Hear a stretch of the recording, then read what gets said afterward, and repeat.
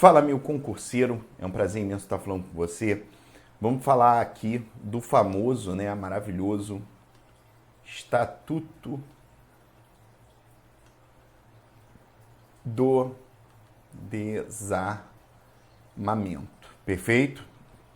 Estatuto do Desarmamento é a Lei 10.826, 10.826, perfeito? De 2003.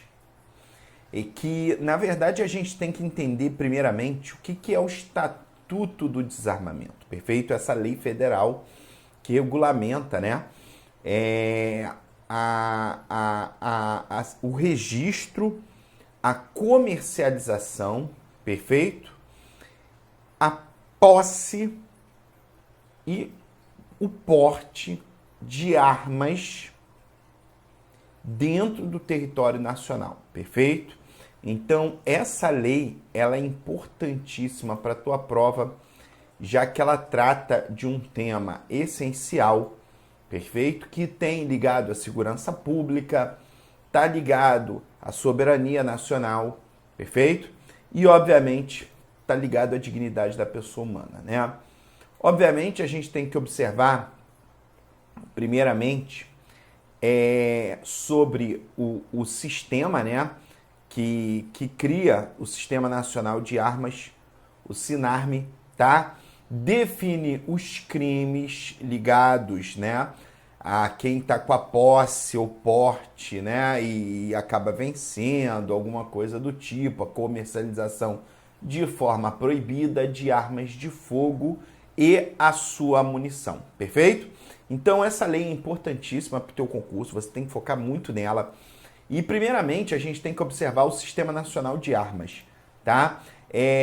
Obviamente o Sistema Nacional de Armas, galera, que a gente tem que entender aqui, é o chamado SINARME.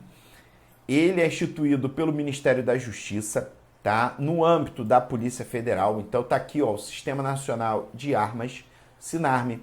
Ele é instituído no Ministério da Justiça, no âmbito da Polícia Federal. Então quis falar assim, primeiro, ele está vinculado ao Ministério da Justiça, no âmbito da Polícia Federal, tem circunscrição em todo o território nacional.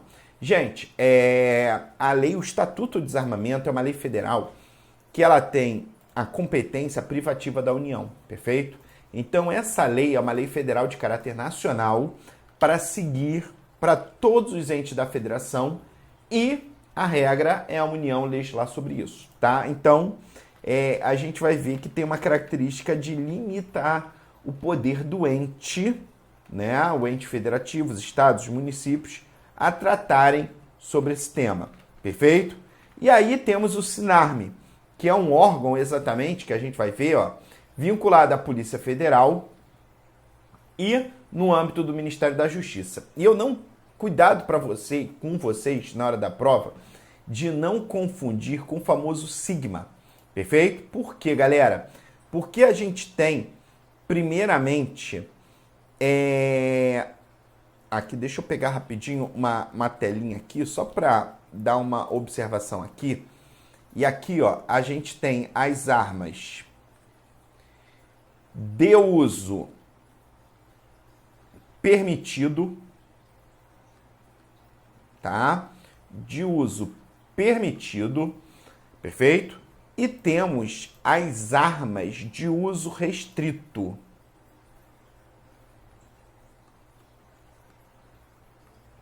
Então tem armas que, em regra, não vão ultrapassar isso, Não vai ter 1,50 numa casa, a pessoa quer, eu quero uma arma, 1,50, não dá. Então, ó, as armas de uso permitido, e quem define isso é um decreto, tá?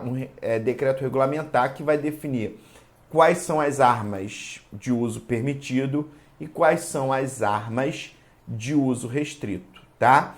Só que eu quero fazer uma observação que é importante para você não errar na hora da prova. Isso daqui você não pode errar.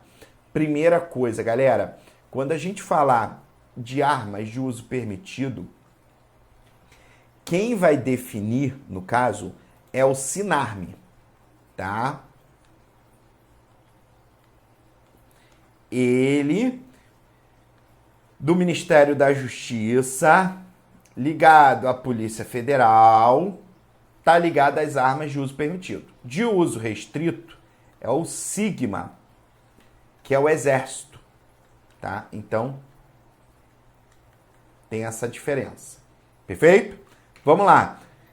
Vamos ver as competências aqui do SINARM, tá? Compete identificar as características e a propriedade de armas de fogo mediante o seu cadastro, tá? Então, cadastrar as armas de fogo produzidas, importadas e vendidas no país, perfeito? Então, tem esse cadastro, exatamente essa natureza, para ter esse cuidado, esse vínculo, né?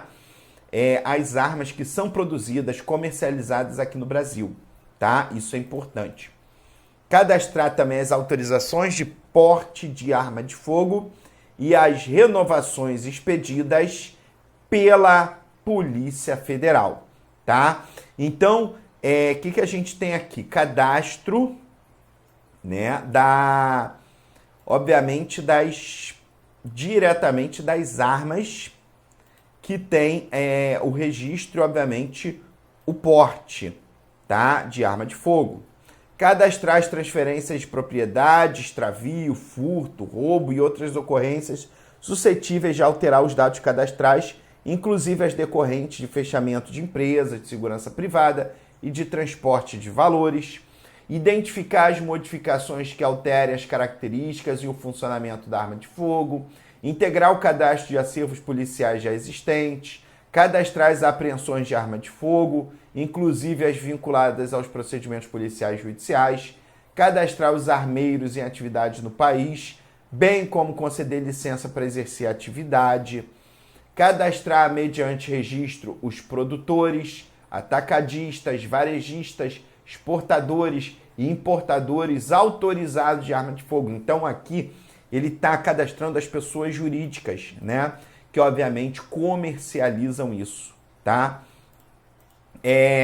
Cadastrar a identificação do cano da arma, as características das impressões de raiamento e de microestreitamento do projétil disparado, conforme a marcação e testes obrigatoriamente realizados pelo fabricante. Informar as Secretarias de Segurança Pública dos Estados e do Distrito Federal os registros e autorizações de porte de arma de fogo nos respectivos territórios, bem como manter o cadastro atualizado para consulta, né? Então aqui, no primeiro momento, a gente está observando, né, obviamente o SINARM, exatamente com as suas características, perfeito? Cadastrando e sabendo exatamente a situação das armas dentro do território nacional, tá? Então essa daqui, ele tem o poder de fiscalizar. E aqui, ó, parágrafo único, as disposições deste artigo não alcançam as armas de fogo das Forças Armadas e auxiliares, bem como as demais que constem de seus registros próprios, perfeito? E aí, obviamente, a gente tem que falar do primeiro caso, que é o registro, perfeito? Obviamente, a gente tem que falar sobre o registro das armas, né? E, obviamente, o certificado de registro de arma de fogo com validade em todo o território nacional, tá? Primeira coisa, que em todo o território nacional autoriza o seu proprietário a manter a arma de fogo exclusivamente no interior de sua residência ou domicílio ou dependência desses, ou ainda no seu local de trabalho, desde que seja ele o titular ou responsável legal pelo estabelecimento ou empresa, tá? Então vamos falar do registro, perfeito? Isso é importantíssimo, porque ele fala aqui, ó, o certificado de registro de arma de fogo com validade em todo o território nacional autoriza o seu proprietário a manter a arma de fogo exclusivamente no interior de sua residência. Primeira coisa que a gente observa aqui, ele vai falar, ó, no interior da sua residência ou do local de trabalho. Então, na verdade, no local de trabalho, então vamos começar. Primeira coisa, localidade da arma. Bota aí. Localidade. Eu vou voltar, tá? Localidade da arma. Primeira coisa, vamos observar aqui, bota aqui. Ele autoriza o proprietário a manter a arma de fogo exclusivamente no interior de sua residência. Para aqui. Primeira coisa, marca aqui. Interior de sua residência ou domicílio ou dependência desses, né? Obviamente, tu pode guardar no quarto, no escritório, né? Em locais específicos, perfeito? E aí que tá a pergunta. Eu posso guardar a arma, ter a posse da arma na residência de terceiros, né? Nesse caso aqui, não pode, porque aí vai ser o porte ilegal, tá? Cuidado com isso na hora da prova. Isso considera-se porte ilegal, tá? Ah, o meu registro venceu. Então vai ter um certificado de registro vencido. Meramente uma infração administrativa. Não há crime. Tá? É meramente uma infração administrativa. Se você, nos termos do artigo 12, cadê o artigo 12? Deixa eu pegar o artigo 12 aqui. O artigo 12 fala assim: possuir ou manter sob sua guarda arma de fogo, acessório ou munição de uso permitido em desacordo com determinação legal ou regulamentar no interior de sua residência ou dependência desta, ou ainda no seu local de trabalho, desde que seja titular ou responsável legal do estabelecimento da empresa. Então, possuir ou manter sob sua guarda arma de fogo, acessório em desacordo com determinação legal ou regulamentar, isso daí é crime de posse irregular. Perfeito?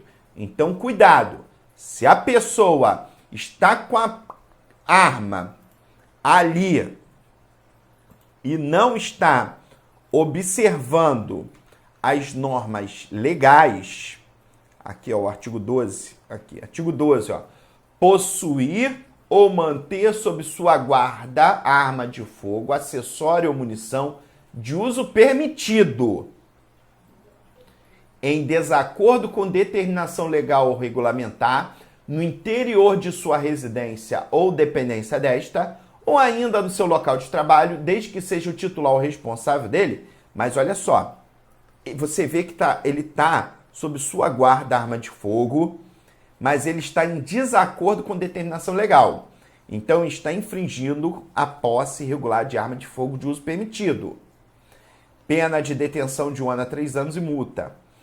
Deixar de observar as cautelas necessárias para impedir que menor de 18 anos ou pessoa portadora de deficiência mental se apodere de arma de fogo, só ele de deixar de observar as cautelas necessárias, que é o quê? Colocar a arma num cofre, não é? Não deixar a arma em amostra, botar a arma em cima da mesa, perfeito? Então, quando ele deixa de observar essas situações de cautela, então é detenção de 1 a 2 anos e multa. Nas mesmas penas incorre o proprietário, o diretor responsável da empresa, segurança, né, de transportes e valores que deixaram de registrar ocorrência policial e comunicar à Polícia Federal a perda, o furto, o roubo de outras formas de extravio que estejam sob sua guarda nas primeiras 24 horas depois do ocorrido fato. Então, se o proprietário de uma empresa que é para ter a posse e, obviamente, ele é rendido e levam essa arma dele, ele tem que comunicar de imediato. O imediato é o conceito das primeiras 24 horas. Perfeito, galera? Tranquilo? Isso daí é um tema bom, né? Um tema maravilhoso, tá? Mas cuidado! A gente tem aqui o registro. Cadê? O registro. Se você tem, beleza. Mas se você tiver cuidado na hora da prova, porque em relação à posse de arma, podem ocorrer 2 crimes. Aqui, posse. Deixa eu pegar não vou usar um quadro branco, não. Vou utilizar um quadro normal. Deixa eu usar aqui depois do registro, que eu vou falar também do registro, né? Aqui. Posse de arma. Crimes. Você tem que pegar o artigo 12, que é os crimes com posse de arma de uso permitido, tá? Então, o artigo 12, galera, ele fala do posse de arma de uso permitido, perfeito? Possuir, mas está em desacordo com a determinação legal, ó. Desacordo com a determinação legal. Por que eu estou falando isso? Porque eu vou marcar aqui de uso permitido, tá? E vou botar aqui também o artigo 16, que é de uso restrito, tá? O artigo 16 de uso restrito, ele fala assim, ó, possuir, esse daqui é a posse ou porte legal de arma de fogo, tá? De uso restrito. Possuir, deter, portar, adquirir, fornecer, receber, ter em depósito, transportar, ceder, ainda que gratuitamente, emprestar, tem um monte de verbo, né? Manter sob sua guarda, ocultar arma de fogo, acessório e munição de uso restrito, sem autorização e em desacordo com determinação legal regulamentar. A pena nesse caso, galera, não vai ser de apenas 1 a 3 anos e multa, tá? Nesse caso, a pena vai ser de 3 a 6 anos e multa, tá? Cuidado com isso. Aqui, a pena é mais branda, de certa forma, que aqui vai ser de 1 a 3 anos e multa. Aí, ó. Perfeito? De uso restrito, ela é mais punitiva, tá? Tem que ter autorização do Exército. Perfeito? Tranquilo? Beleza? Deixa eu fazer uma leitura também aqui dessa parte que eu acabei não lendo, tá?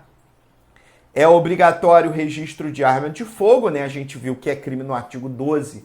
Você possuir, né, a arma de fogo em desacordo com a lei, perfeito? Então, está em desacordo com a lei, você não pode, perfeito, galera? Tranquilo? E já o porte de arma, que é diferente, de respeito a transitar nas vias públicas, perfeito? Tranquilo? As armas de fogo de uso restrito serão registradas no Comando do Exército na forma desta lei, perfeito? Para adquirir arma de fogo de uso permitido, o interessado, além de declarar a efetiva necessidade, tem que atender aos seguintes requisitos: comprovação de idoneidade, com apresentação de certidões negativas de antecedentes criminais, fornecidas pela Justiça Federal, Estadual, Militar e Eleitoral, e de não estar respondendo a inquérito policial ou a processo criminal, que poderão ser fornecidas por meios eletrônicos, apresentação de documento comprobatório de ocupação lícita e de residência certa, comprovação de capacidade técnica e de aptidão psicológica para o manuseio de arma de fogo, atestadas na forma disposta no regulamento desta lei, tá? O CINARM expedirá autorização de compra de arma de fogo após atendidos requisitos anteriormente estabelecidos em nome do requerente e para a arma indicada, sendo intransferível essa autorização, né? Obviamente ele está falando exatamente a classificação, falando assim, olha, nesse caso, isso daqui está ligado à posse de arma, então eu vou te dar o autorizo para você comprar a sua arma de fogo, tá? Mas esse cidadão que tem que apresentar exatamente todos os requisitos, ele tem que ter a idade mínima de 25 anos, tá? Documento que ateste aptidão técnica, tá? Então isso é importante também na tua prova, beleza? Que é o parágrafo 2º, tá?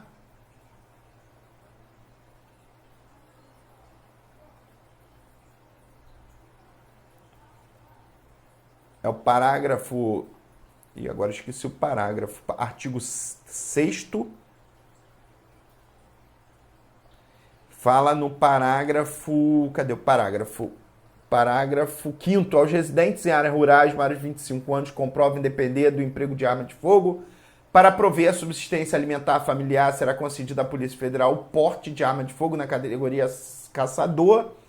Então tem o caso de posse, porte de arma de fogo, tá? Também, não achei aqui, artigo 28, é vedado ao menor de 25 anos adquirir arma de fogo, tá? Nos termos do artigo 28, é proibido é proibido menor de 25 anos de adquirir arma de fogo, tá? A aquisição da munição somente poderá ser feita no calibre correspondente à arma registrada e na quantidade estabelecida no regulamento desta lei, perfeito? Então, obviamente, vai ter um decreto do presidente da República que vai definir a quantidade de munição que pode ser comprada. Mas lembrando, a quantidade de munição que vai ser comprada, a munição específica tem que estar de acordo com a arma que foi registrada. Não pode comprar munição de calibre diferente da arma que foi registrada. Perfeito? Então fechamos essa primeira parte aqui. No próximo bloco a gente continua. Um forte abraço e bons estudos.